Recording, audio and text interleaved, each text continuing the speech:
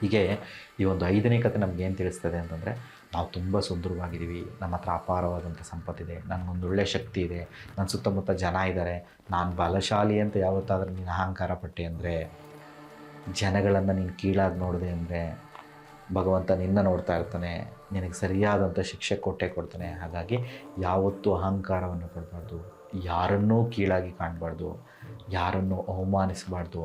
ಭಗವಂತ ಎಲ್ಲ ಕಡೆಯಲ್ಲಿ ಇರ್ತಾನೆ. ಅದು ಶ್ರೀಮಂತನಲ್ಲಿಯೂ ಇರ್ತಾನೆ, ಬಡವನಲ್ಲಿಯೂ ಇರ್ತಾನೆ, ಹೆಣ್ಣಲ್ಲಿಯೂ ಇರ್ತಾನೆ, ಗಂಡಲ್ಲಿಯೂ ಇರ್ತಾನೆ, ಕಲ್ಲಲ್ಲಿಯೂ ಇರ್ತಾನೆ, ಮುಳ್ಳಲ್ಲಿಯೂ ಇರ್ತಾನೆ, ಆಕಾಶದಲ್ಲಿಯೂ ಇರ್ತಾನೆ, ಭೂಮಿಯಲ್ಲಿ ಇರ್ತಾನೆ. ನೀನು ಎಲ್ಲೆಲ್ಲಿ ನೋಡ್ತೀಯೋ ಅಲ್ಲೆಲ್ಲೂ ಸಹ ಭಗವಂತನೇ ಇರ್ತಾನೆ. ಹಾಗಾಗಿ ಯಾರಿಗಾದರೂ ನೀನು ಅವಮಾನಿಸಿದ್ದೆ ಆದರೆ, ಅಪಮಾನಿಸಿದ್ದೆ ಆದರೆ, ನಿಂದಿಸಿದ್ದೆ ಆದರೆ, ಆ ನಿಂದನೆ, ಅವಮಾನ, ಅಪಮಾನಗಳೆಲ್ಲವೂ ಸಹ ಭಗವಂತನಿಗೆ ಮಾಡಿದಂಥ ಅವಮಾನ ಅಪಮಾನಗಳೇ ಆಗಿರ್ತವೆ.